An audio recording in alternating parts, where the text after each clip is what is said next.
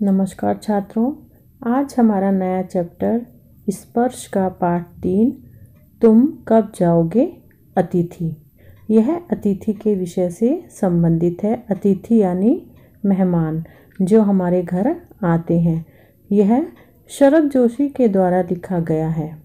आइए पाठ पढ़ने से पहले इनके लेखक शरद जोशी के बारे में जान लेते हैं। शरद जोशी का जन्म मध्य प्रदेश के उज्जैन शहर में 21 मई 1931 को हुआ।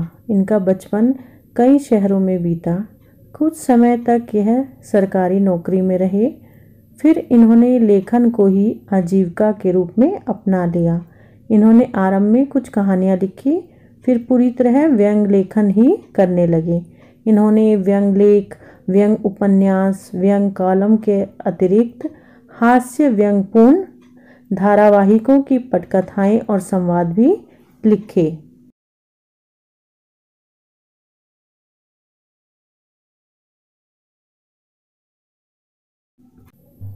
हिंदी व्यंग को परिक्रमा, किसी बहाने, जीप पर सवार इल्लियां, तिलिस्म, राह किनारे बैठ, दूसरी सतह, प्रतिभों का हाथी और एक था गधा।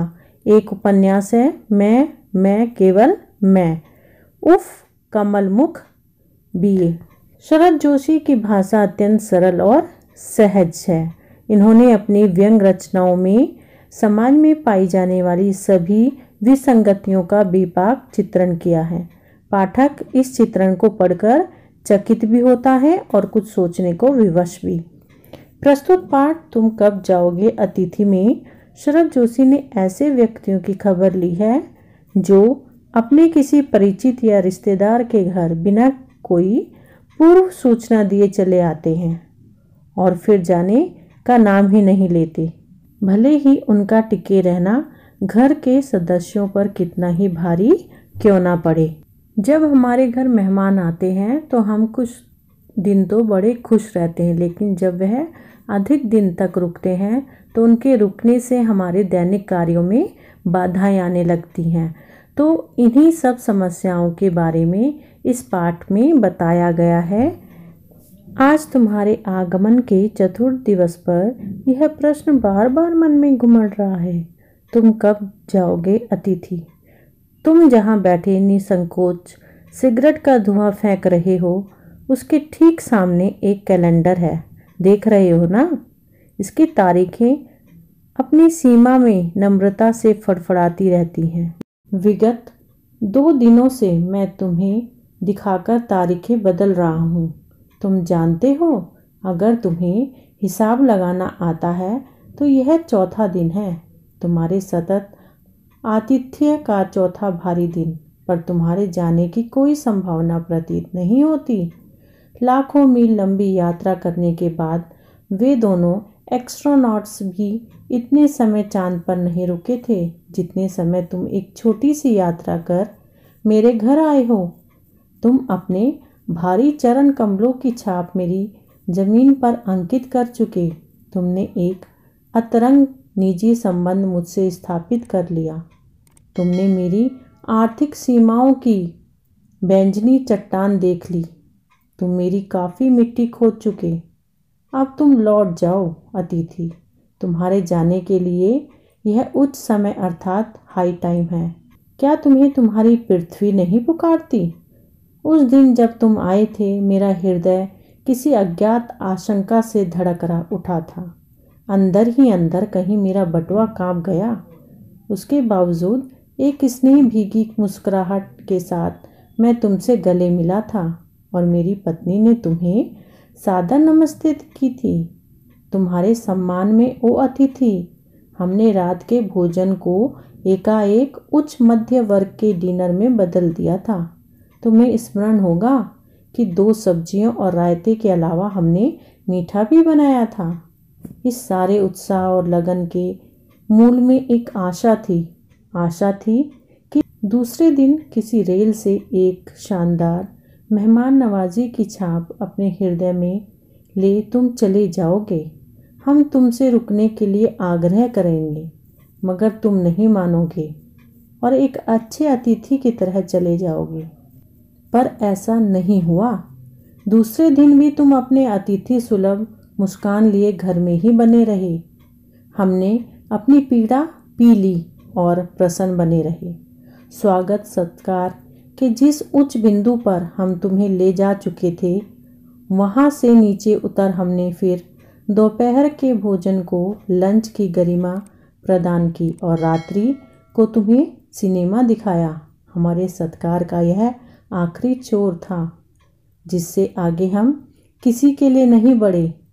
इसके तुरंत बाद भावभीनी विदाई का वह भीगा हुआ क्षण भी आ जाना चाहिए था, जब तुम विदा होते और हम तुम्हें स्टेशन तक छोड़ने जाते, पर तुमने ऐसा नहीं किया।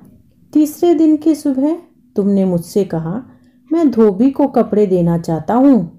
यह आघात अप्रत्याशित था और उसकी चोट मार्मिक थी। तुम्हारे सामीप्य की बेला एकाएक क्यों रबड़ की तरह खिंच जाएगी, इसका मुझे अनुमान न था। पहली बार मुझे लगा कि अतिथि सदैव देवता नहीं होता, वह मानव और थोड़े अंशों में राक्षस भी हो सकता है। किसी लॉन्ड्री पर दे आते, जल्दी धुल जाएंगे, मैंने कहा। मन ही मन एक विश्वास पल रहा था कि तुम्हें जल्दी जाना है। कहाँ है लॉन्ड्री? चलो चलते हैं, मैंने कहा और अपनी सहज बनियान पर औपचारिक कुर्ता डालने लगा। कहाँ जा रहे हैं? पत्नी ने पूछा। इनके कपड़े लॉन्ड्री पर देने हैं, मैंने कहा। मेरी पत्नी की आंखें एकाएक बड़ी बड़ी हो गई। आज से कुछ बरस पूर्व उनकी ऐसी आंखें देख मैंने अपने अकेलेपन की यात्रा समाप्त कर बिस्तर खोल दिया था। पर अब जब वे ही आंखें बड़ी होती हैं तो मन छोटा होने लगता है। वे इस आशंका और भय से बड़ी हुई थी कि अतिथि अधिक दिनों ठहरेगा, और आशंका निर्मूल नहीं थी। अतिथि, तुम जा नहीं रहे। लॉन्ड्री पर दिए कपड़े धुलकर आ गए और तुम यहीं हो। तुम्हारे भरकम शरीर से सलवटें पड़ी चादर बदली जा चुकी और तुम यहीं हो। तुम्हें देखकर फूट पड़ने वाली मुस्कुराहट धीरे धीरे फीकी पड़कर अब लुप्त हो गई है। ठहाकों के रंगीन गुब्बारे जो कल तक इस कमरे के आकाश में उड़ते थे, अब दिखाई नहीं पड़ते। बातचीत की उछलती हुई गेंद चर्चा के क्षेत्र में सभी कोनलों से टपके खाकर फिर सेंटर में आकर चुप पड़ी है। अब इसे न तुम हिला रहे हो न मैं। कल से मैं उपन्यास पढ़ रहा हूँ और तुम फिल्मी पत्रिका के पन्ने पलट रही हो। शब्दों का लेन देन मिट गया और चर्चा के विषय चुक गए। परिवार, बच्चे, नौकरी, फिल्म, राजनीति, रिश्तेदारी, तबादले, पुराने मित्र, परिवार नियोजन, महंगाई, साहित्य और यहाँ तक कि आंख मार मार हमने पुरानी प्रेमिकाओं का भी जिक्र कर लिया।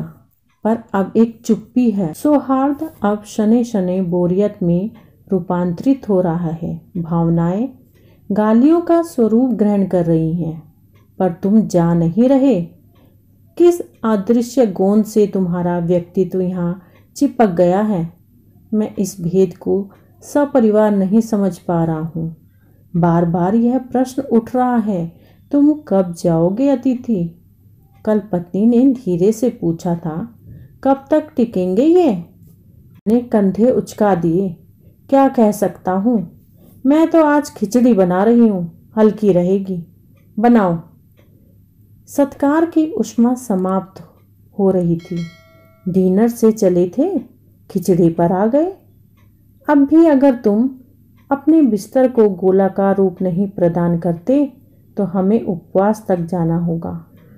तुम्हारे मेरे संबंध एक संक्रमण के दौर से गुजर रहे हैं। तुम्हारे जाने का यह चरम क्षण है। तुम जाओ ना अतिथि। तुम्हें यहाँ अच्छा लग रहा है ना, मैं जानता हूँ। दूसरों के यहाँ अच्छा लगता है। अगर बस चलता तो सभी लोग दूसरों के यहाँ रहते, पर ऐसा नहीं हो सकता। अपने घर की महत्ता के गीत इसी कारण गाए गए हैं। होम को इसी कारण स्वीट होम कहा गया है और लोग दूसरों के होम की स्वीटनेस को काटने ना दौड़ें। तुम्हें यहाँ अच्छा लग रहा है, पर सोचो प्रिय कि शराफत भी कोई चीज़ होती है, और गेट आउट भी एक वाक्य है जो बोला जा सकता है। अपने खर्राटों से एक और रात गुंजायमान करने के बाद कल जो किरण तुम्हारे बिस्तर पर आएगी वह तुम्हारे यहाँ आगमन के बाद 5वें सूर्य की परिचित किरण होगी।